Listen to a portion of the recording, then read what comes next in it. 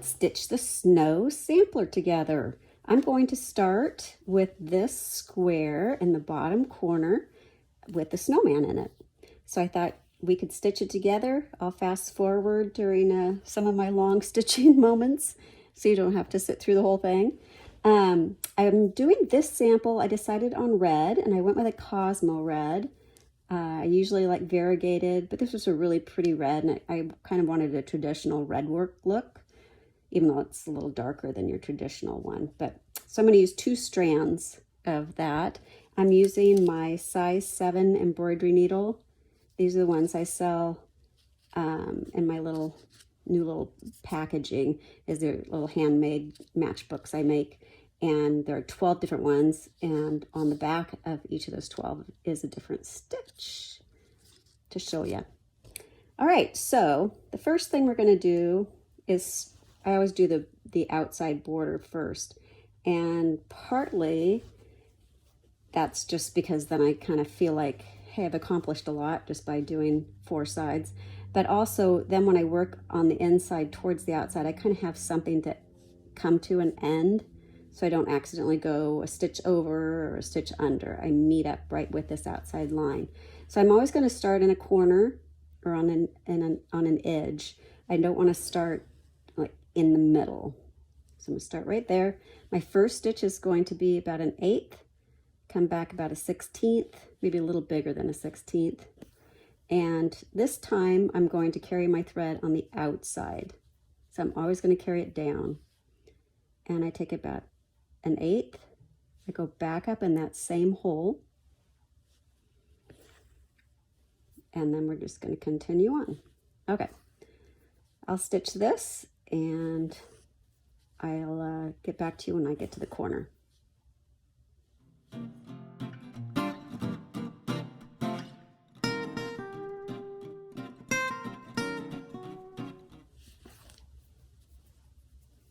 Okay, so now I'm just like half a stitch from the corner. So I'm going to go down in that corner, and I'm going to come up about an 1/8 of an inch around the corner.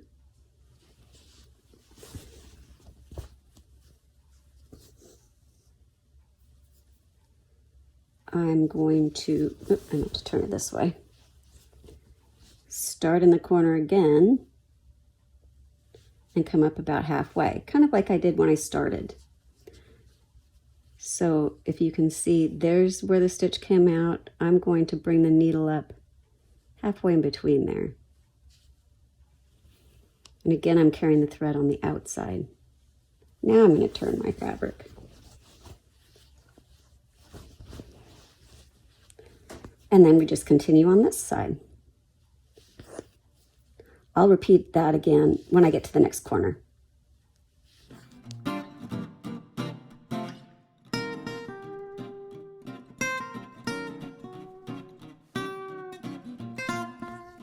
Okay, I'm half a stitch from this corner. I'm going to repeat that. So I'm going to take the needle down. I'm going about an 1/8 of an inch around the corner. Go back in the corner again and come up halfway in between. And now I'm ready to do this side.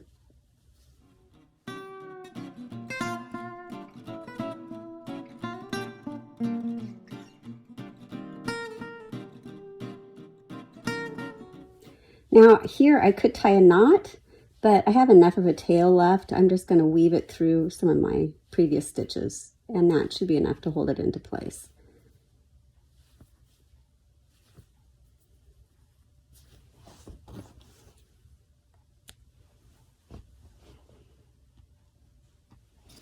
I have another thread all ready to go.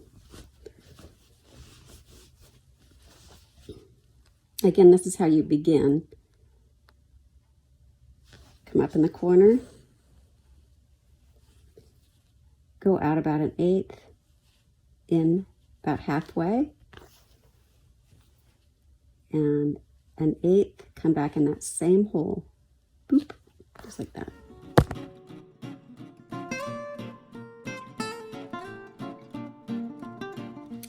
Okay, so now we have the frame all finished, and since I ended right here, this little line is pretty darn close right there. So I'm just going to pop my needle up there. And I could on the back run my needle through some stitches, but it's such a short distance, I'm not going to worry about it. So this little shoulder is another stem stitch.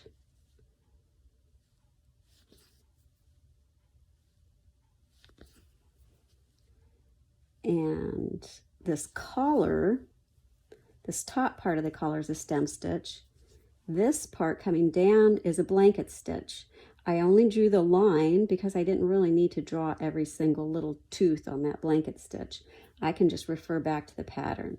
So to do the blanket stitch, I'm going to start in the corner there, and I'm going to make these little since it's just a small space. I'm going to take about 1/8 of an inch down, 1/8 of an inch away from the line, come back up on the edge of the collar. The needle goes under the thread, and there's the first tooth. Now I just keep repeating that, needle under the thread,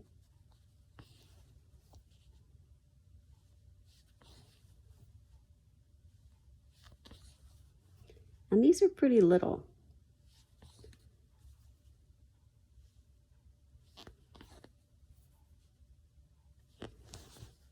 Okay, so now this is a little too far to go over to here without working my threads in the back. So I am just going to work it through a few of these stitches back here, just so it doesn't get hooked up on anything or I don't accidentally pull it and snag it. That should be fine. Okay, so we're just going to repeat those same steps here. So I am left-handed. Hopefully this isn't too confusing for you.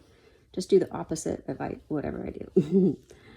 So starting on the edge, I'm going to go 1/8 and 1/8 this way.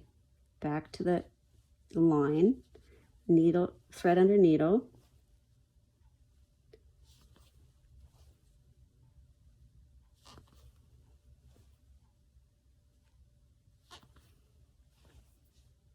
Okay, and then let's go ahead and finish the blanket stitch. So I'm going to come down on this other side, but I think maybe I left a line out there when I was tracing. I think it only goes to here. It's kind of important to get all the lines drawn on there because this is supposed to be the edge of the scarf right there. So I'm just going to make it end right there. And then I'm going to come up. There should be a line right here up to the scarf. So I'm going to go ahead and do that. That's just going to be a stem stitch. So as you can tell, as I'm stitching, I do jump around a bit, but for me, it's just kind of makes more sense to just keep going instead of tying a knot and starting somewhere else. So now I'm at the edge of this, and there's a little knot. Hopefully you can see it in the pattern. And so I'm going to start just a few threads over from where this line came up so that I can do the outline of that part of the knot. Now it's really important when you're doing a curve, like this is going to be a pretty sharp curve. It's really important that you keep the thread on the outside of the curve.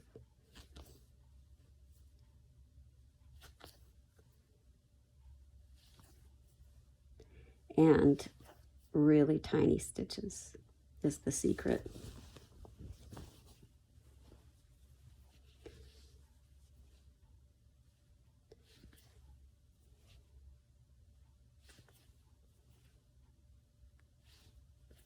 So on these, I might go even a little bit smaller than 1/8.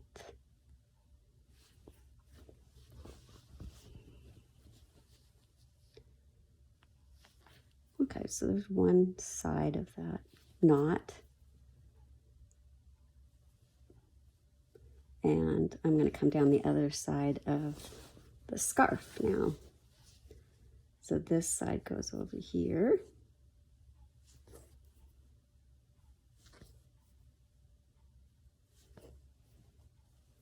but this part of the scarf goes on top.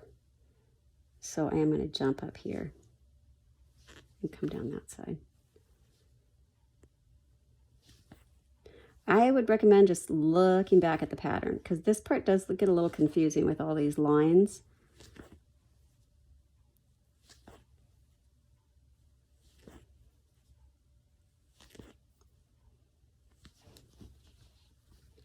Okay, so I'm kind of getting short on thread, so I think I'll just go ahead and end it there.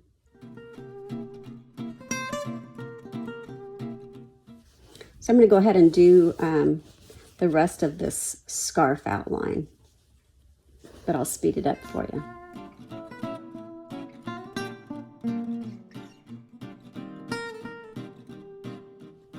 I did want to point out too, I don't know if you can see, these stitches are kind of falling in a little bit where it's going around that curve. I have no issues with tacking that in place. I usually try to come up in the same hole as a previous stitch and then just kind of push it back in place. Might do that over here too. If you want to enter this in a contest, I wouldn't do that, but I'm not doing that. So, okay, I'll continue now.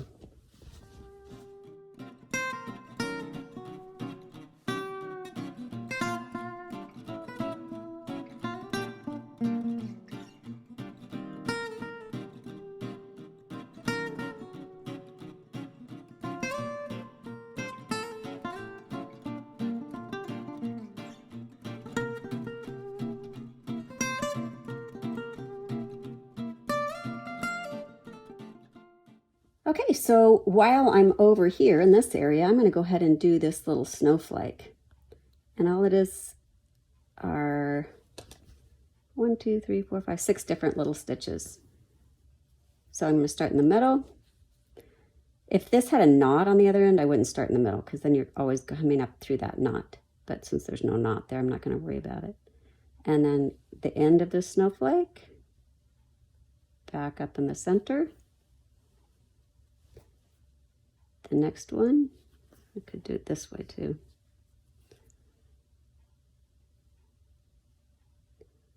About to lose my thread. There we go.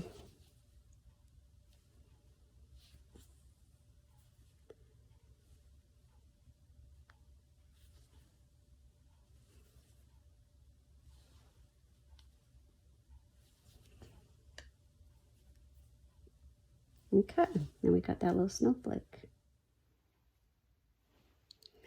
So this is what we have so far.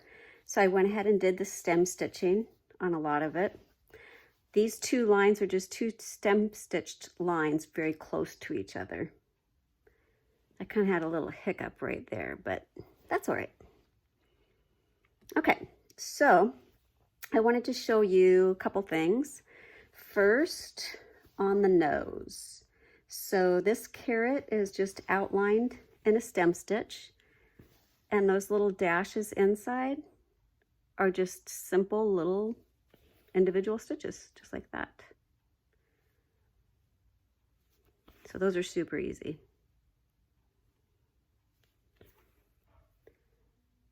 And the eyes are done the same way.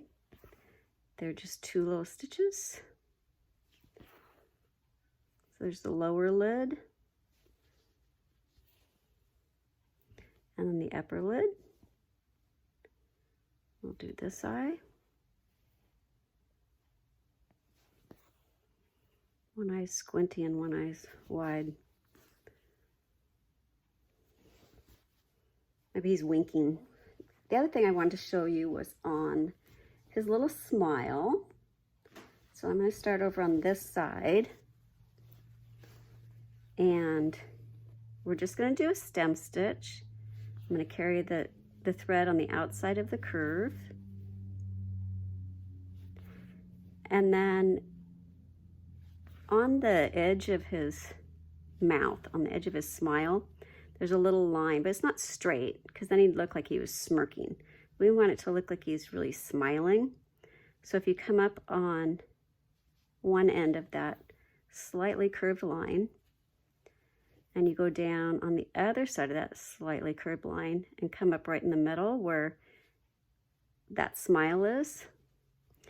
And I'm going to carry the thread underneath the needle, so it's just a little bit of a fly stitch. If you can see, it has a little bit of a curve to it now. And details like that, you can take them or leave them, but I think every little detail adds something. Okay.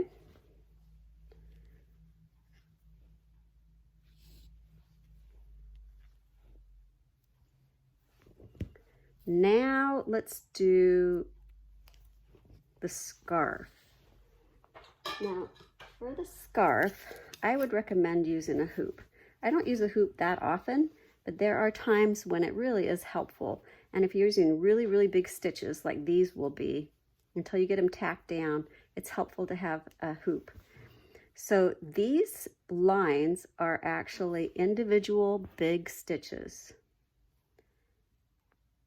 So this part goes pretty fast.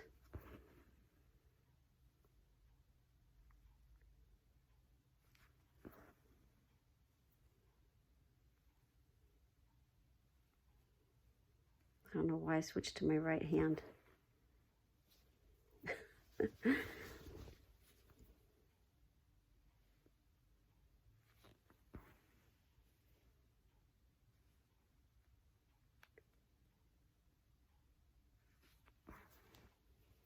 Okay, so for this part of the scarf, those are all the stitches going in that direction. Now we're going to do the stitches going in the other direction. So you can see how the hoop helps keep it flat. If I didn't have that, I could put too much tension on it and make it kind of buckle.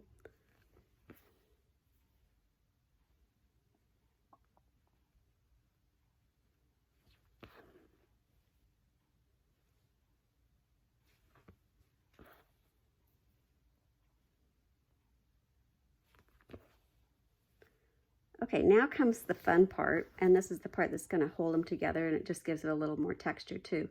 We're just going to do a little cross over each intersection. We're going to do a cross horizontally and a cross vertically. Just a little tiny one. Just enough to hold it in place, and that kind of makes it look like maybe the scarf is woven or something. Not really, but in my pretend world.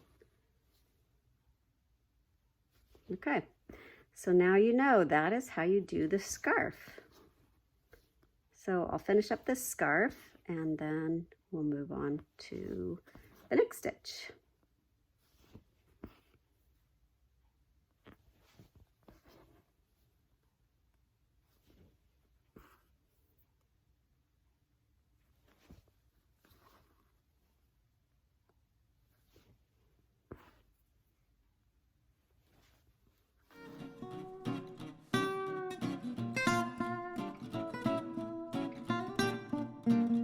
So we have the scarf all finished now.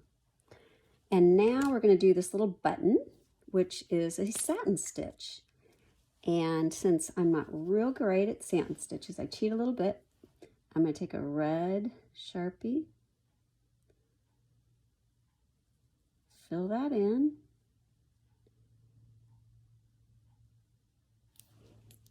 And now I'm going to stitch my satin stitches right over that. So if any of the fabric shows through, you're just going to see this red and not the light color of the fabric. So I'm going to start on one side, and it seems like you should take a small stitch, but really you want to do a little bigger than you'd think. And then you're going to come up just right next to the first stitch. And you're just going to lay these down right next to each other. And when you're doing a satin stitch, I find it's a little easier if I'm using like a pearl cotton. When you're using two separate threads like this, if they get twisted, it's not going to lay as flat. I don't worry about it too much, but that is something to consider.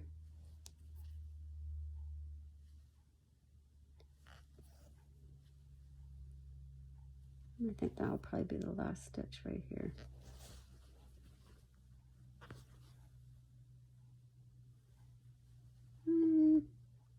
It's kind of an oblong button.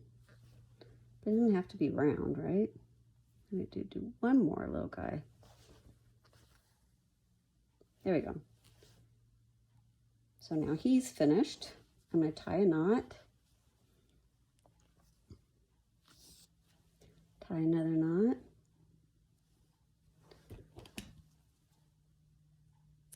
Cut in between and I'm good to go. Okay, so we know how to do these stitches because it's the same as the one we did down here. Now this little guy up here has a dot in the middle. The dot is a French knot. You can do a French knot or a colonial knot. On this one, I'll show you a French knot, and then later I'll show you a colonial knot. So French knot, I'm going to wrap it 3 times because I want it to be kind of hefty. And I'm going to put my needle down. I'm holding it with those wraps with my finger. I'm going to put the needle down very close, maybe 3 threads over. Now that that's in place, I'm going to pull those wraps all the way down to the fabric. And, well, 1, 2, 3. Let me do that again. Okay, so make it snug, but not too tight, because you want to be able to pull the needle through there. Hold it in place with your finger and your thumb. My finger's on the other side of the fabric. And just pull it through. Now you have a pretty little French knot. And then we'll just do these stitches on the outside. And before you know it, this little guy's going to be all done.